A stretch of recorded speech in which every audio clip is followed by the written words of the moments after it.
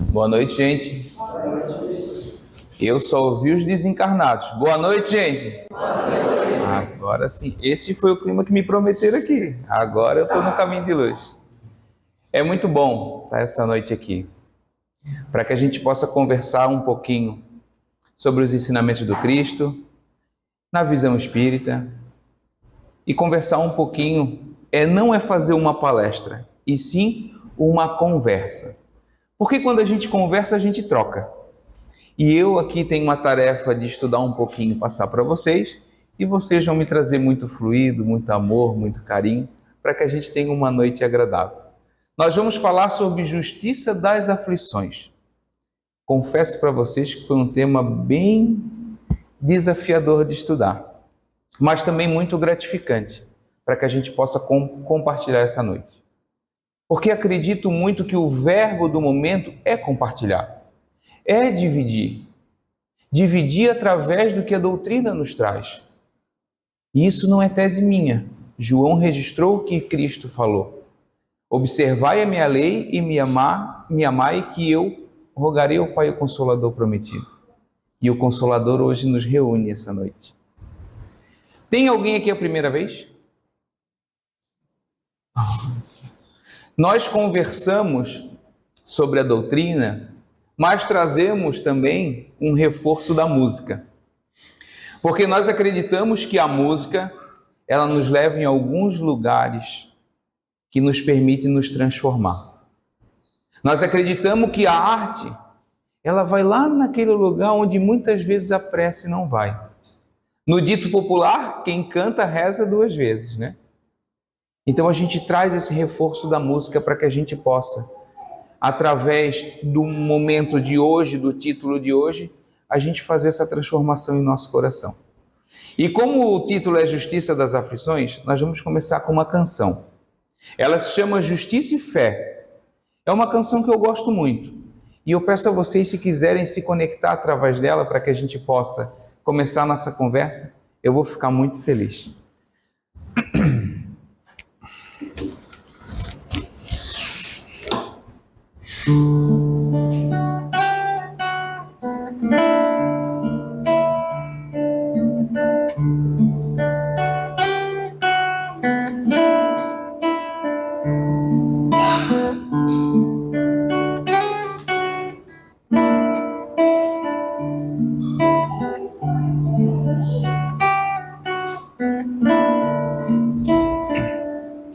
Trazias um coração repleto de esperanças, traçavas tantos planos de alegrias, e os sonhos adornavam-te os dias. E aí vem o temporal e o futuro trouxe a dor, a lágrima, a esperança e a solidão. Voltastes com os olhos para o céu, como a indagar, porque rolaram pelo chão teus sonhos e todos os teus planos de felicidade. Chora, amigo, ninguém semeia dor e colhe paz. E hoje tens o que plantaste lá para trás, mas o amanhã está em tuas mãos. Persistas, acenda a tua luz, mesmo que doa, e segue a direção do amor mais puro, e assim verás teus sonhos germinando no futuro. Amigo, ninguém semeia dor e colhe que hoje tens o que plantaste lá para trás, mas o amanhã está em tuas mãos.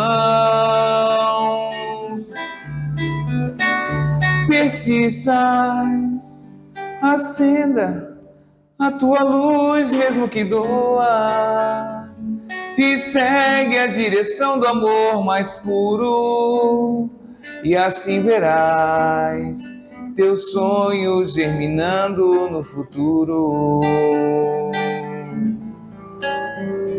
Amigo, eu escolhi essa música para que a gente começasse essa conversa, porque tem uma frase nela que me chama muita atenção. Ninguém semeia dor e colhe paz. E a justiça das aflições, ela traz muito isso no seu contexto. É a gente entender através dos nossos desafios da vida que muitas vezes a gente não tem compreensão da justiça que está sendo feita, mas que o Evangelho nos traz esse esclarecimento. Mas para a gente falar sobre justiça das aflições, a gente precisa tomar cuidado para não banalizar a dor do próximo. A gente precisa tomar cuidado para não banalizar aquela dor visível, aquela dor que foi causada por alguma catástrofe, aquela dor que foi causada por algum trauma, aquela dor que aquele próximo sente e que muitas vezes a gente acha que a nossa é maior que a do outro. A nossa talvez seja muito dolorida, mas ela não é maior que a do outro, como a do outro também não é maior que a nossa.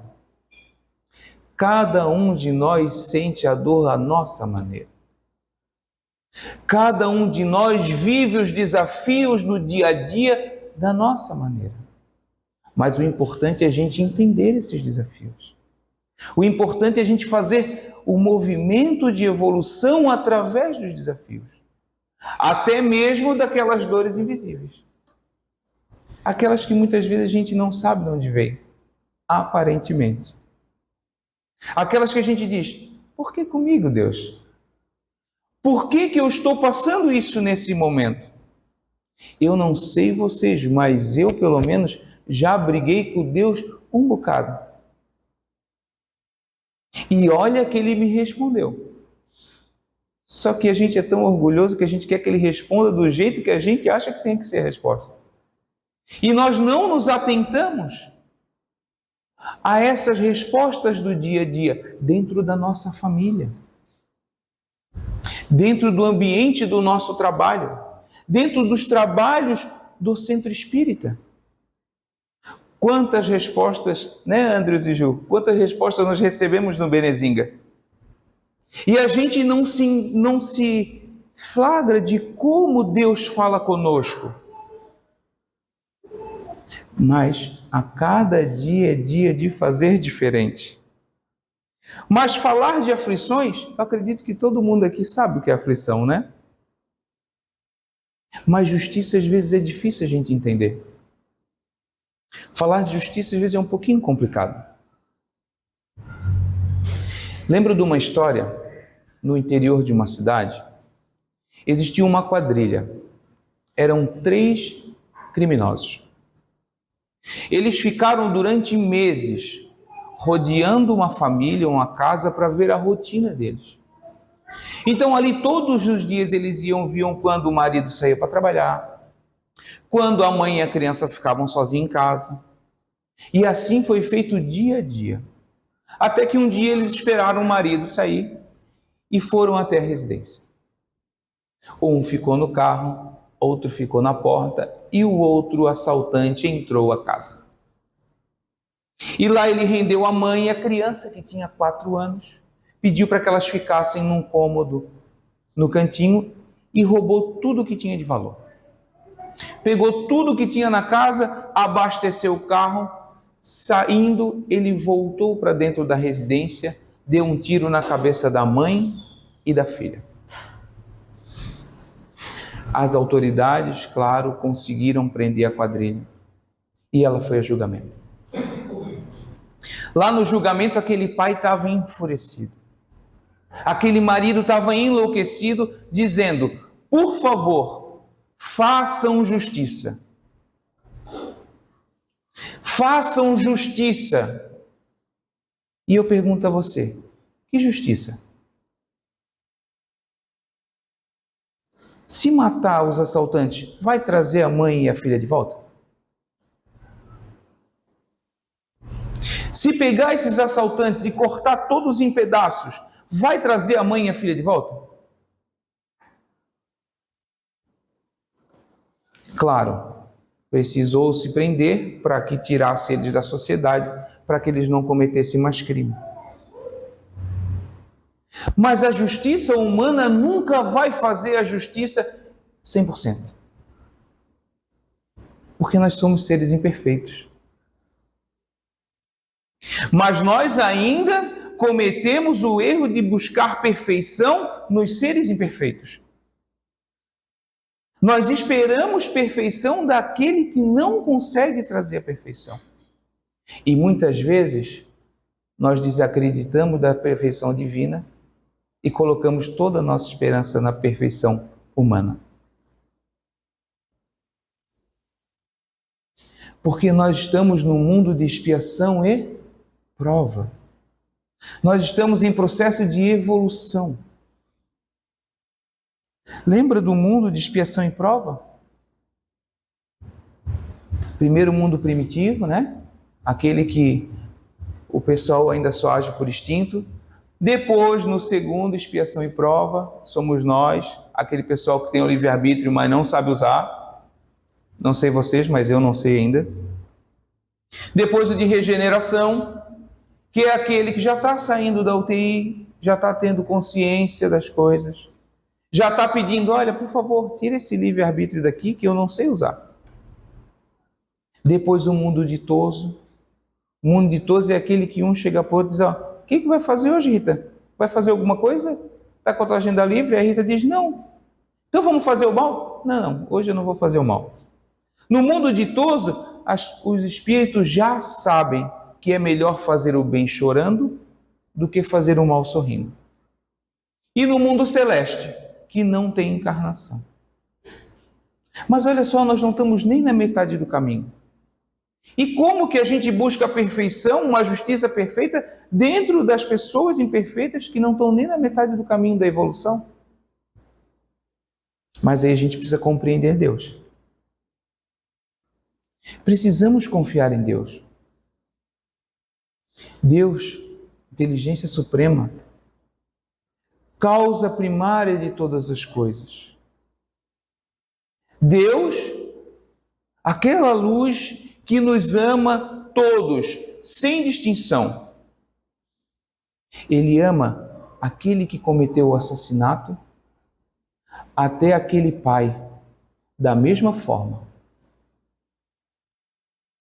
Ele ama o verme e o anjo da mesma forma. Porque ele sabe que o verme de hoje vai ser o anjo do amanhã. Ele sabe que aquele que cometeu atrocidades vai ser o anjo da manhã. Então a gente precisa confiar em Deus, entender o propósito dele. Porque todo mundo concorda comigo aqui que Deus é justo? Quem concorda, levanta a mão. Gente, é só para ninguém dormir, tá? Vamos levantar a mão assim para circular, porque se dormir, né? Se Deus é justo, Ele nos diz que toda causa tem um efeito. Se eu planto essa planta aqui, não nasce uma cenoura, nasce essa planta. Então, se eu planto o bem, nasce o bem. Se eu planto o mal, eu colho o mal. Então, a gente concorda também que a causa é sempre perfeita e justa para os efeitos, correto? Então, se a causa é perfeita, justa, Deus é perfeito e justo, o que nós estamos reclamando do que acontece conosco? Então, todos os desafios que vêm na nossa vida, inclusive daquela família que passou por essa atrocidade, sim, é justo. E nós precisamos confiar. Mas a gente só se atém à dor. A gente só se atém ao que acontece conosco.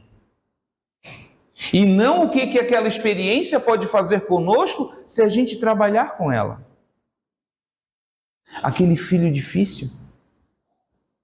Meu Deus, que criaturinha, né? Ou aquele primo que a gente não fala porque lá eu não quero nem perto de mim. Ou então no ambiente de trabalho. Ó, eu já fiz isso. Se alguém fez, não precisa levantar a mão, tá? Chegou na porta do trabalho e fez aquela oração. Meu Deus, por favor, me dê força para conviver com fulano. Quanto sorriso, hein? Esse sorriso entrega a todo mundo. O movimento ele precisa ser contrário. O movimento ele precisa ser de concórdia, não de discórdia. Eu tenho certeza absoluta que um sorriso, um olhar, um abraço faz a diferença na vida do outro. E muito mais na nossa. Lembro de um caso do Renato. O Renato, eu participo de um trabalho ao primeiro sábado do mês, todo primeiro sábado do mês dos ingleses. Nós participamos, o André e a Ju também. Nós vamos até lá dar um pouquinho de dignidade àqueles irmãos que tiveram algumas atitudes equivocadas e estão na rua. Então a gente faz uma janta, a gente dá uma roupa, um banho, um corte de cabelo, mas principalmente muito amor, muita igualdade. E tinha um dia que nós estávamos em 21 trabalhadores e tinha um atendido lá na frente, o Marco. E aí nós fomos, atendemos o Marco, a gente estava numa grande roda, como a gente faz de início, tocando violão. E lá no outro lado da rua, estava vindo o Renato. Ele vinha bem devagarinho, parou no outro lado da rua e olhou para a gente. A gente, no movimento sempre que a gente faz, a gente acenou para ele e convidou para ele vir conosco. E ele veio. Quando ele chegou, ele estava totalmente alcoolizado. Ele estava totalmente entorpecido, ele não conseguia nem andar direito. A gente fez a nossa prece inicial e fomos para dentro. O trabalho aconteceu. E ele conversou com inúmeras pessoas. Mas eu vou falar o que ele disse para mim. No final, já depois de ter tomado um café, ter jantado, tomado um banho, ele já estava mais recuperado. E ele disse, muito obrigado. Naquele caminho eu estava indo tirar minha vida. E vocês me chamaram. Como é importante a gente dar um sorriso para o próximo. Como é importante a gente amparar aquele que está do nosso lado. E a gente não faz nem isso muitas vezes dentro do nosso lar. Quantas vezes a gente não escuta os nossos filhos, as nossas mães. É importante a gente fazer esse movimento. Para que a gente possa entender que os desafios ele vêm por uma justiça divina, mas nós podemos trabalhar através deles. Nós podemos trabalhar através desse desafio. E desculpa, gente, se eu vou ser redundante aqui. Falar sempre a mesma coisa, temos que mudar. Mas o melhor mecanismo de aprendizado é a repetição. E não sei se vocês têm essa experiência, toda vida que a gente vem no centro espírita, parece que fala da mesma coisa, né? O tema muda, mas fala da mesma coisa. É porque a gente ainda precisa entender isso. A gente ainda se olha no espelho e se enxerga maior do que realmente a gente é. A gente precisa trabalhar as nossas mazelas através daqueles que, por uma justiça divina, vieram dentro do nosso lar. Para que a gente possa fazer diferente. Antes de a gente falar mais um pouquinho sobre justiça divina, eu vou trazer uma outra canção. Ela se chama O Chamado. É uma canção que eu gosto muito. E ela nos convida a refletir sobre o chamado de Cristo. Então eu vou pedir uma gentileza para vocês. Quem tiver à vontade, quiser fechar os seus olhos, vamos nos conectar com aquele nosso maior desafio? Vamos nos conectar com aquela nossa maior dificuldade? Se a gente tem alguma coisa para resolver e que por algum motivo a gente não está indo resolver, que a gente seja esse movimento de amor.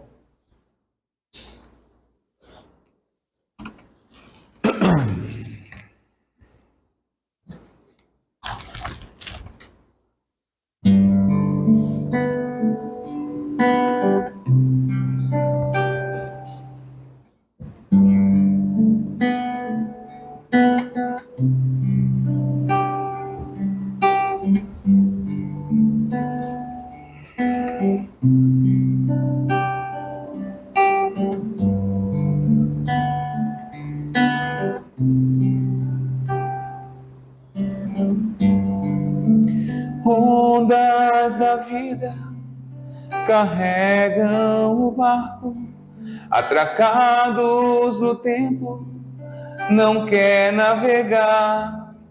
Naufraga em si mesmo, temendo os monstros que existem no mar. O monstro da morte consegue sozinho fazer com que barcos prefiram parar. Mas monstros não existem sequer nas mentiras contadas no mar.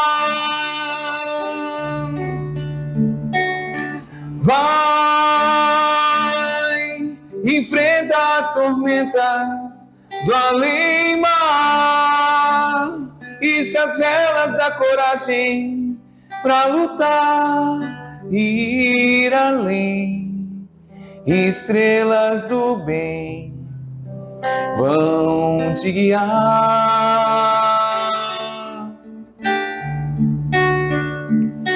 Vai, que o Cristo seja luz em seu vulgar, que o risco não te impeça de tentar ganhar o mar como instrumento que se chama.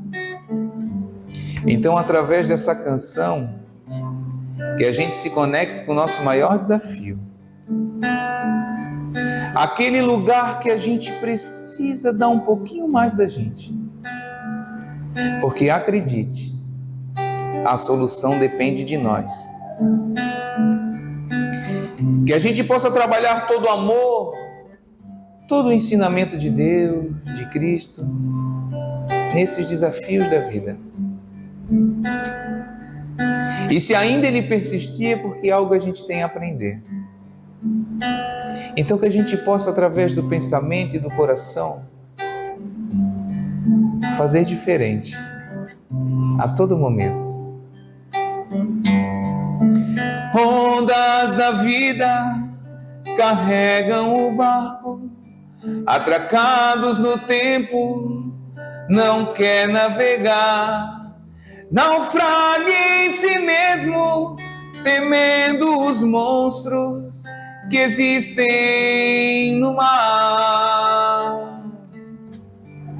O monstro da morte consegue sozinho fazer com que barcos prefiram parar. Mas monstros não existem sequer nas mentiras contadas no mar.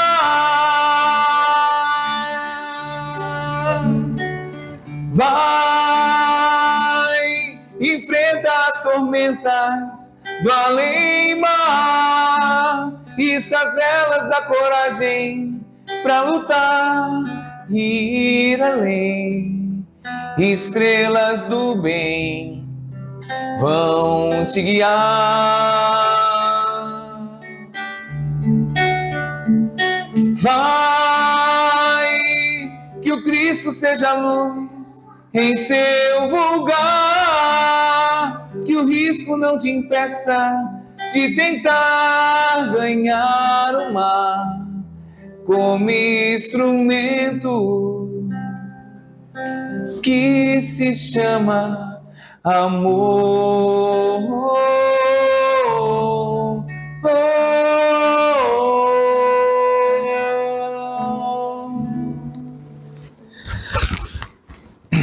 Essa música, ela mexe muito comigo, porque realmente a gente vive num mar, né, da vida, nos desafios do nosso oceano dessa encarnação. E muitas vezes os monstros dos mares tentam derrubar a nossa embarcação. Mas se a gente entender o propósito disso, a gente consegue com certeza fazer diferente. Mas falar sobre justiça divina, justiça das aflições, a justiça suprema, realmente a justiça perfeita, Eu convido vocês a ler uma pergunta do Livro dos Espíritos comigo, que ela diz, é a 879. Qual seria o caráter do homem que praticasse a justiça em toda a sua pureza? O homem da humanidade, né? Ele sempre traz essa questão do homem, a questão da humanidade. Qual seria o caráter da pessoa humana que praticasse a justiça em toda a sua pureza? Aí a espiritualidade responde para ele. O verdadeiro justo, a exemplo de Jesus.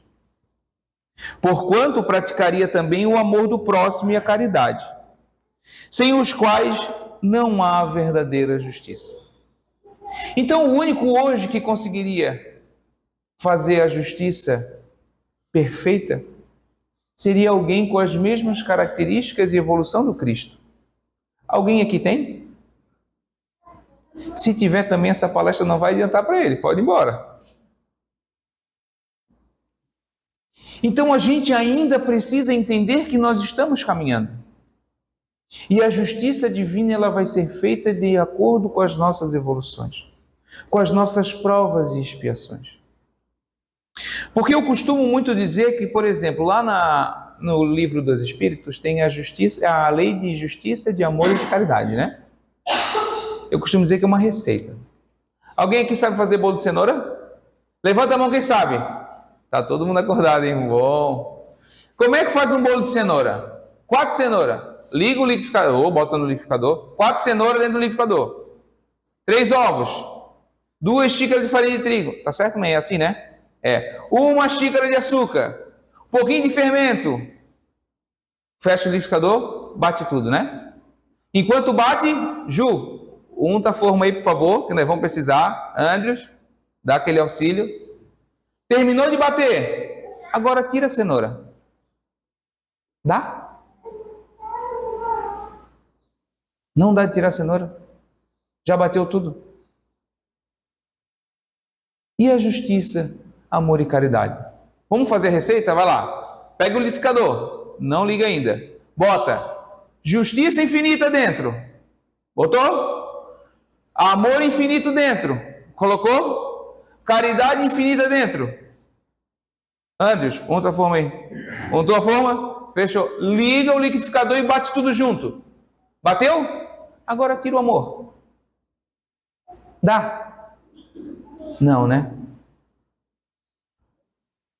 A justiça divina, ela tem tudo ao mesmo tempo. Então, quando a gente passa uma expiação e uma dificuldade na nossa vida, naquele momento Deus está nos amparando com justiça infinita, com amor infinito e com caridade infinita. Nada que acontece na nossa vida está fora dessa receita. Nada que acontece na nossa vida é por acaso. Porque nós espíritas, a gente tem a pretensão de achar que a gente é mais evoluído, né?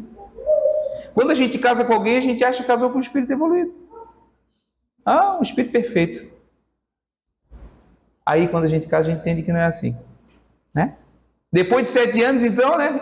As crises vêm e dá problema. Mas aí a gente aprende que a gente tem que perdoar 70 vezes 7. E assim é com todos os mecanismos da nossa vida. Lá no livro Céu e Inferno, tem o Código da Vida Futura, né? O Código Penal da Vida Futura. Ali nos exemplifica muito bem o que é a justiça divina.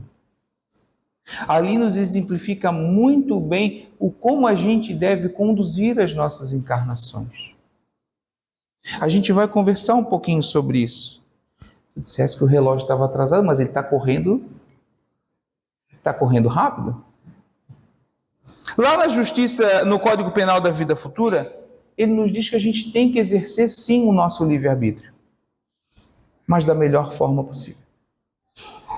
Vamos voltar no casamento. Recebi minha esposa, casei com ela, matei a minha esposa. Gente, é só um exemplo, tá? Matei a minha esposa. Como é que vai ser o Código Penal da Vida Futura? Algo vai me acontecer. Pela justiça divina e no Código Penal da Vida Futura, sim, eu vou ter que responder com algum desafio da minha vida dentro das minhas encarnações. Mas vamos lá, eu casei de novo. Recebi a minha esposa. Não matei ela. Vai acontecer alguma coisa comigo? Não. Entende que todo o nosso ato, ele tem uma consequência. E tudo que acontece com a gente, seja uma enfermidade que aparentemente a gente acha que não era para merecer, seja alguém dentro da nossa família que a gente acha que é difícil e a gente não merecia, seja um relacionamento difícil na casa espírita, que tem muito, que a gente acha que não. Por que está acontecendo isso comigo? Pode ter certeza. Está acontecendo para que a gente possa nos melhorar.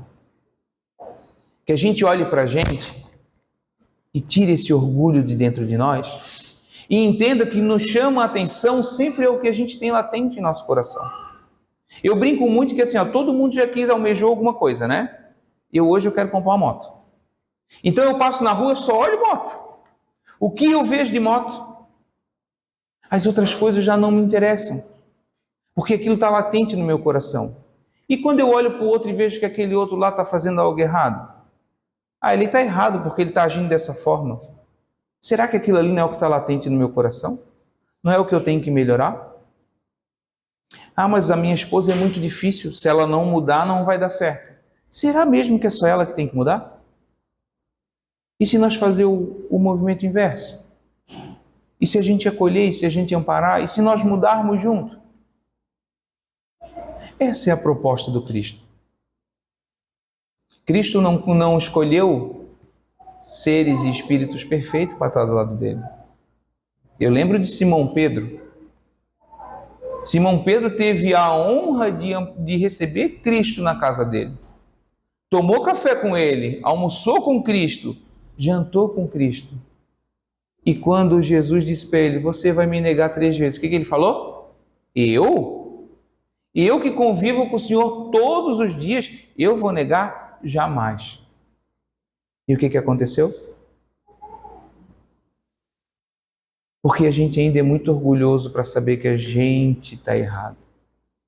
A gente é muito orgulhoso para entender que nós temos que melhorar.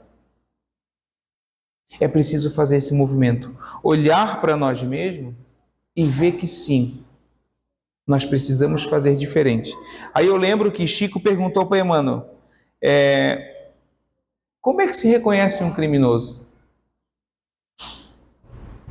Aí Emmanuel falou, é só rezar para que eles não descubram a gente.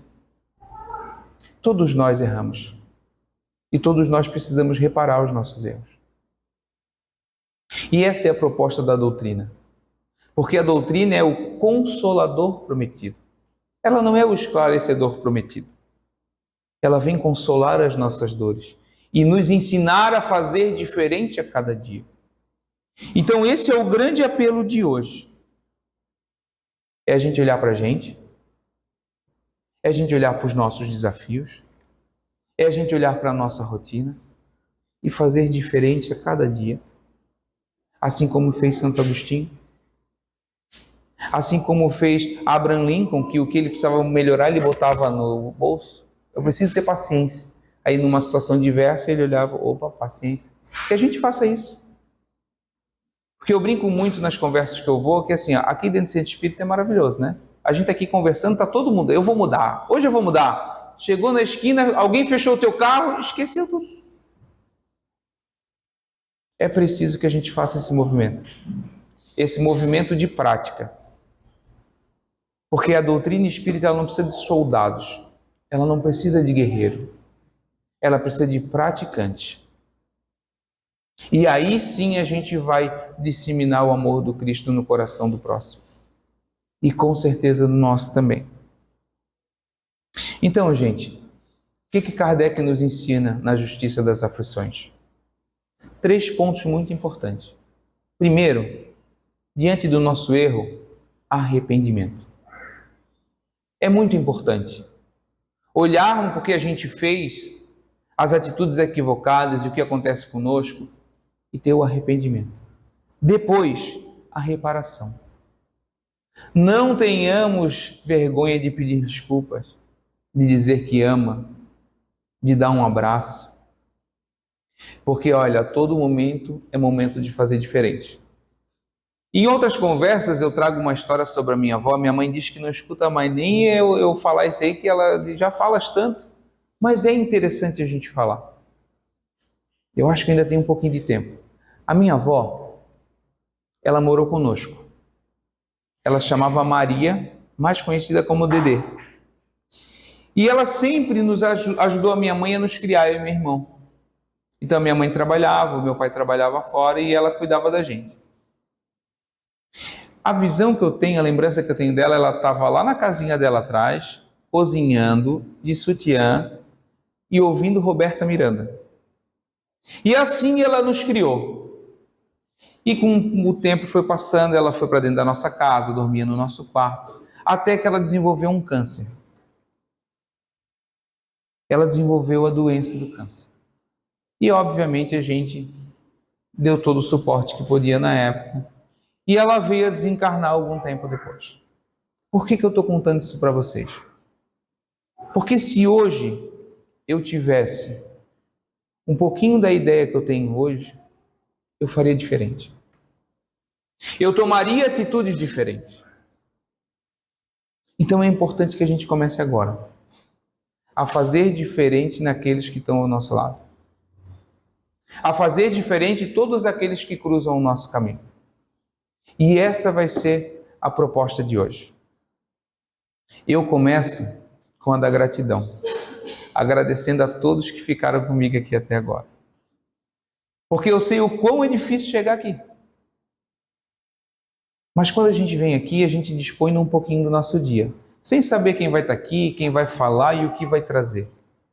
Mas a gente vem com esse propósito de receber algo de bom. Então eu agradeço a todos vocês que por aqui ficaram um pouquinho. Nós vamos encerrar com uma música. E nós vamos quebrar um paradigma, eu sempre digo, que diz que centro espírita não pode cantar, não pode bater palma, e isso não é verdade. Cristo é alegria, Cristo é amor intenso. Então eu vou pedir a ajuda de vocês para que a gente termine essa conversa de hoje com uma música. Vamos lá.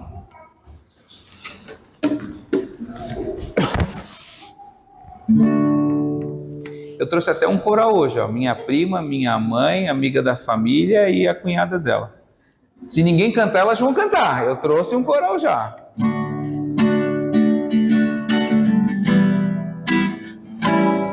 Quem espera que a vida seja feita de ilusão, pode até ficar maluco ou morrer na solidão. É preciso ter cuidado pra mais tarde não sofrer. Agora é a vez de vocês. É preciso saber viver. Toda pedra no caminho você pode retirar, e a flor que tem espinhos você pode se arranhar. Se o bem ou o mal existem, você pode escolher. É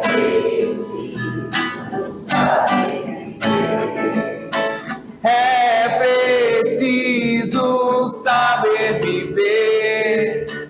É preciso saber viver. É preciso saber viver. É preciso saber viver. Saber viver, saber viver. Toda pedra no caminho você pode retirar, e a flor que tem espinhos você pode se arranhar. Se o bem ou o mal existem, você pode escolher. E aí? É preciso saber viver. É preciso saber viver. É preciso saber viver. É preciso saber viver. Saber viver, saber viver. E para ficar bonito, vai. É preciso saber viver. É preciso saber viver. É preciso saber viver, saber viver, saber viver. Obrigado, gente. Boa noite. Ó, tem mais uma historinha que eu conto. Ó, minha mãe diz que eu sempre conto essa história.